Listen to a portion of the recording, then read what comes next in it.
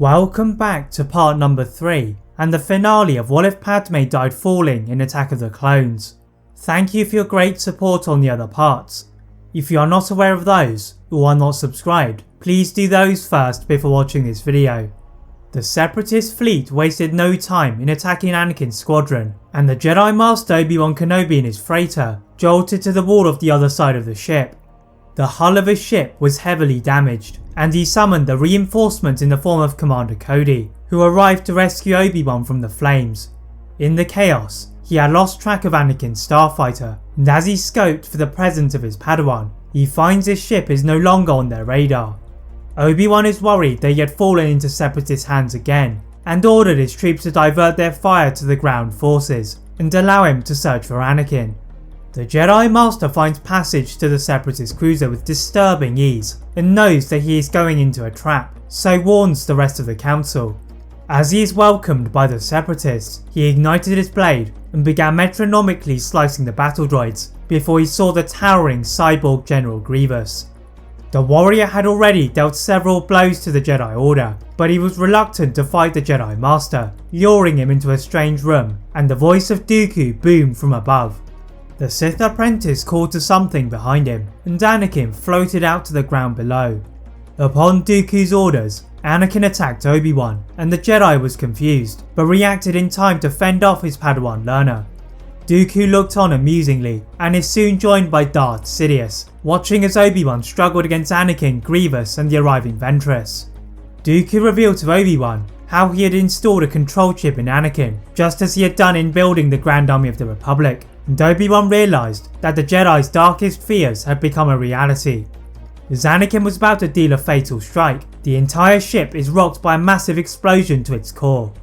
Obi-Wan takes advantage and runs out, and goes back into his ship, then dives for the surface of Kamino.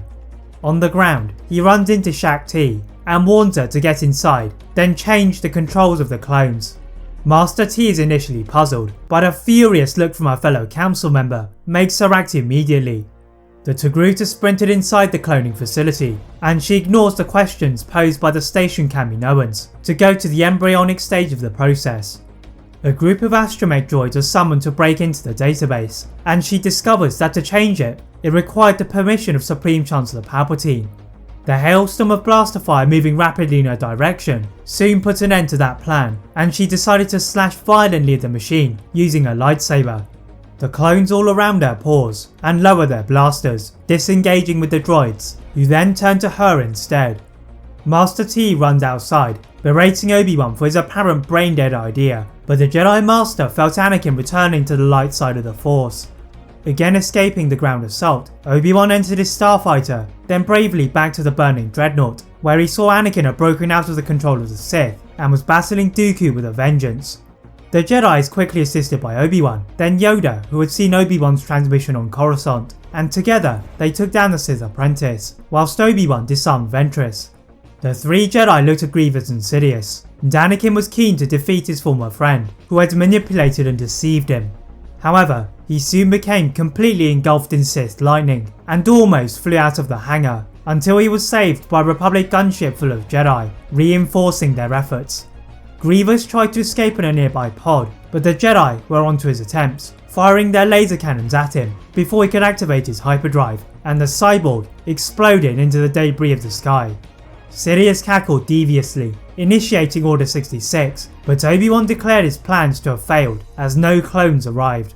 Sidious narrowed his eyes in annoyance, then aimed to kill Anakin, but the Jedi just rolled in time before his own eyes lit up, fueled by the hatred of the man responsible for the death of Padme. Although his skills were inferior, the courage of Anakin surprised the Dark Lord of the Sith, and alongside the Jedi Masters, the Supreme Chancellor dropped to the floor. The Jedi did not want the ship to become a shrine for those who had sympathised with the Sith Order, and they detonated the ship from within before returning to Coruscant.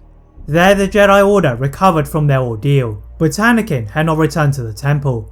Instead, he had ventured to Naboo and visited the Naboo family before they visited the grave of Padme. Anakin vowed to continue his role of a Jedi in the name of Padme Amidala. That is it for What If Padme Died Falling in Attack of the Clones. If you enjoyed this What If, please like this video, turn on that notification bell, Click that subscribe button on this channel for more what ifs, as well as on my other channel What If Films. And as always, leave a comment on what if you'd all like to see next, and how I can improve my videos.